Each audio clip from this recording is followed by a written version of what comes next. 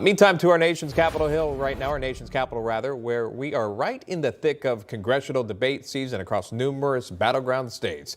The parties fighting for control of not just the Senate, also House seats as well. Republicans looking to pick up seats to regain a majority in the upper chamber. Our national correspondent Alana Austin joins us live on Capitol Hill. She's got some of the highlights from these top races we're watching. Alana, good morning.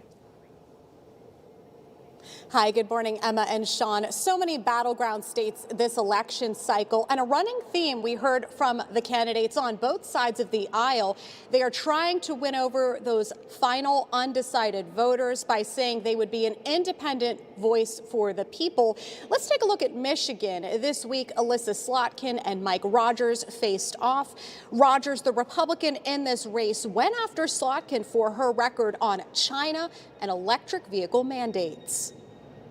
My opponent talks about bringing things back. She signed a non-disclosure agreement to facilitate a Chinese Communist Party company going up near Big Rapids to bring in Chinese engineers to build a factory that makes components, of which 85% of the components in that battery have to be processed in China. Oh, by the way, when it's fully operating, takes 40% of Michigan auto workers and gets rid of them. You beat China by selling Americans cars they want to buy.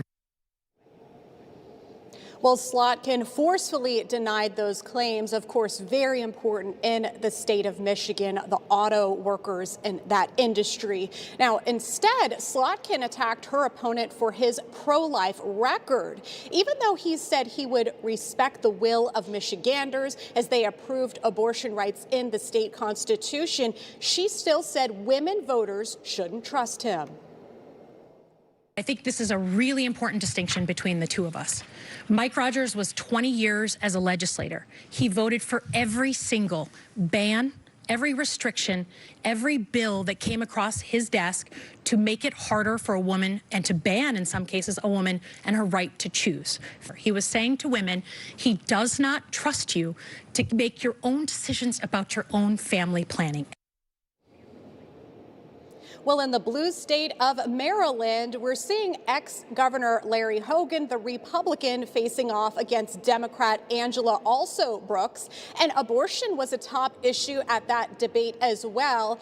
She tried to depict Hogan as not pro-choice, and here he responds to some of those allegations. I can tell you that just trying to focus on nothing but party is not what I'm going to do. You're going to hear nothing but red versus blue. I care a lot more about the red, white, and blue. I will support and will sponsor codifying Roe. I've said that from the beginning. When I was governor, when I ran for governor, I promised to support women's access to abortion, and I delivered on that promise for 8 years.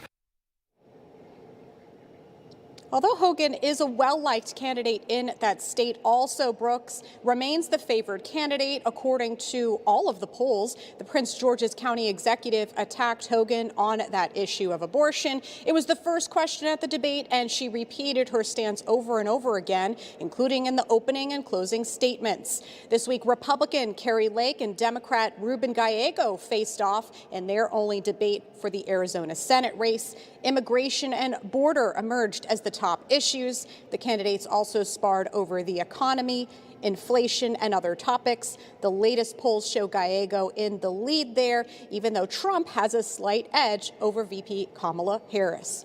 Well, in Pennsylvania, Republican Dave Cormick, remember we were reporting on that, many in the GOP were pleased with his performance. It appears that is paying off as he is surging in the polls. There will be another debate on Tuesday against the incumbent Democratic Senator Bob Casey. Sean, Emma. All right, that's Alana Austin reporting for us from Washington. Alana, thank you.